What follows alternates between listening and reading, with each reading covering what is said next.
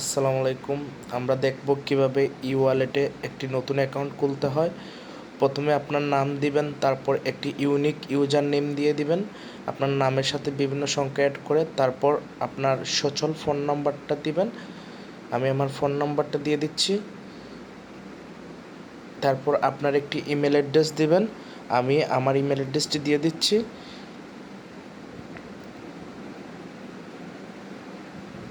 তারপর একটি শক্তিশালী পাসওয়ার্ড দিবেন, যে পাসওয়ার্ড দ্বারা আপনার আইডি আপনি পরিবর্তে লগ ইন করতে পারবেন। আমরা তারপর অ্যাকাউন্টের মধ্যে ক্লিক করব নিচে কর্নারে। তারপর কেওয়াইসির মধ্যে ক্লিক করব।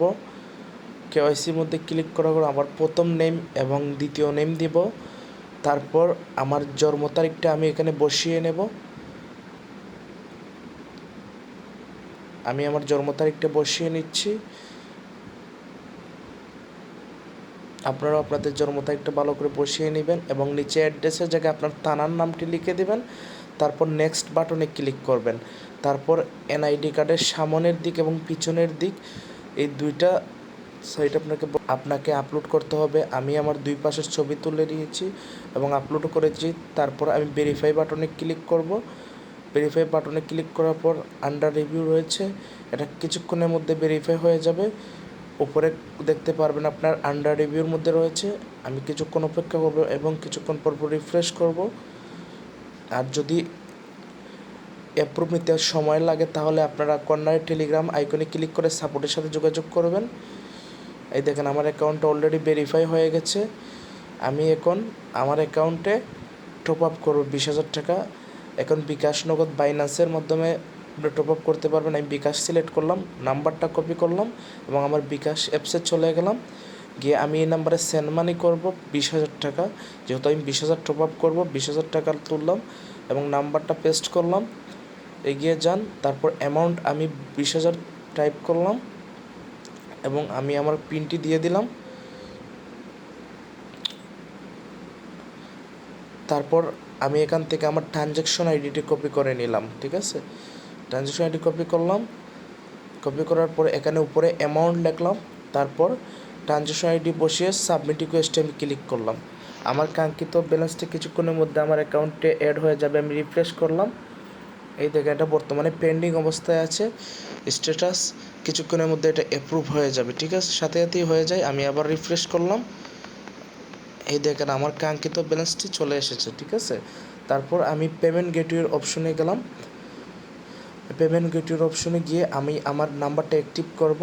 প্রথমে আমার অ্যাকাউন্টের নাম দিয়ে দিলাম। তারপর আমি যে নাম্বারটা অ্যাক্টিভ করব বিকাশ পার্সোনাল, সেই নাম্বারটা এখানে বসিয়ে দিব। আমি আমার নাম্বারটা বসাচ্ছি। তারপর ডিঅ্যাক্টিভে ক্লিক করে অ্যাক্টিভ দিয়ে দিব। তারপর আমার অ্যাকাউন্টের পাসওয়ার্ডটা দিয়ে সাবমিট বাটনে ক্লিক করার পর সাথে সাথে অ্যাক্টিভ হয়ে যাবে। ঠিক আছে, এই নাম্বার অ্যাক্টিভ হওয়ার পর আপনারা বিভিন্ন বেটিং সাইটে, যেমন আমি আপনাকে দেখাচ্ছি এইরকম বিভিন্ন বেটিং সাইটে এই জায়গায় গিয়ে আমাদের নাম্বারটা শো হবে। ঠিক আছে, এই জায়গায় গিয়ে আমাদের নাম্বারটা দেখাবে। আমি সাবমিটে ক্লিক করার পর এই যে এখানে একটা নাম্বার আসছে, ওই জায়গায় আপনার যে কোনো নাম্বার আমরা যখন অ্যাক্টিভ করব ওই জায়গায় গিয়ে দেখাবে। ঠিক আছে, তারপর আমি কিছুক্ষণ অপেক্ষা করি আমার লেনদেন কখন চালু হয় কি না, একটু অপেক্ষা করি। এই দেখেন আমাদের প্রথম ট্রানজ্যাকশন হয়ে গেল। আমি রিফ্রেশ করি আমার অ্যাকাউন্ট থেকে ব্যালেন্স কেটে নেয় নাকি। আমার বিকাশ অলরেডি 2,000 টাকা চলে এসেছে। এই দেখেন আমার ব্যালেন্স থেকে 2,000 টাকা কেটে নিয়েছে এবং সেটা আমার বিকাশে এসে জমা হয়েছে। ঠিক আছে, এই দেখেন আমার বিকাশে জমা হয়েছে 2,000 টাকা এবং আমার ব্যালেন্স থেকে ই ওয়ালেটের ব্যালেন্স থেকে কেটে নিয়েছে। ঠিক আছে, আমি আপনাদের সবাইকে লাইভ দেখাচ্ছি। এই দেখেন এই লেনদেনের ভিত্তিতে আমি 160 টাকা কমিশন পেয়েছি। ঠিক আছে, 2,000 টাকায় 160 টাকা কমিশন পেয়েছি। এখন আমি একটু অপেক্ষা করি আমার আর কোন লেনদেন হয় নাকি। এই দেখেন আমার আরেকটি লেনদেন হয়েছে, দেখি আমার অ্যাকাউন্টে থেকে টাকা কেটে নেয়। এই দেখেন 4,900 টাকা কেটে নিয়েছে এবং আপনার ওয়ালেটে এবং আমার বিকাশে এসে 4,900 টাকা অ্যাড হয়েছে। এখন আমি অপেক্ষা করব আর কোনো উত্তোলন বা ডিপোজিট রিকোয়েস্ট আসে নাকি। আমি ওয়েবসাইটকে আরেকবার রিফ্রেশ দিচ্ছি। আমাদের এই দেখেন একটা উত্তোলন রিকোয়েস্ট চলে আসছে। এখন আমরা কি করব, উত্তোলন রিকোয়েস্টের কাস্টমার যে নাম্বার দিয়ে উত্তোলন নিয়েছে সেটা আমরা কপি করে নেব। কপি করে আমার বিকাশে চলে যাব, সেন্ড মানি অপশনে কাস্টমারের নাম্বারটা পেস্ট করে দেব। তারপর সে 1000 টাকা উত্তোলন দিয়েছে, অ্যামাউন্টের জায়গায় দেখতে পাচ্ছি 1000 টাকা লেখে আমরা সেই নাম্বারে 1000 টাকা পাঠিয়ে দেব। পাঠিয়ে দেওয়ার পর আমরা স্ক্রিনশট নেব এবং ট্রানজ্যাকশন আইডি কপি করব। তারপর অ্যাপ্রোপ্রিয়েটের মধ্যে ক্লিক করে উপরে ট্রানজ্যাকশন আইডি এবং নিচে চয়েস ফাইলের মধ্যে ক্লিক করে যে স্ক্রিনশট নিয়েছি সেটা দিয়ে দিব, সাবমিটে ক্লিক করব। তারপর আমরা ওয়েবসাইটটা একবার রিফ্রেশ করব। রিফ্রেশ করার সাথে সাথে আমরা যে টাকা বিকাশ থেকে পাঠিয়েছি সেটা আমাদের ওয়ালেটে এসে যোগ হয়ে যাবে।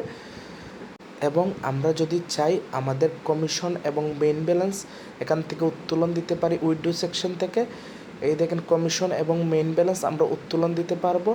এবং আমাদের যদি কোনো সমস্যা হয় আমরা টেলিগ্রাম আইকনে ক্লিক করে সাপোর্টকে আমরা যে কোনো সমস্যার জন্য জানাতে পারি।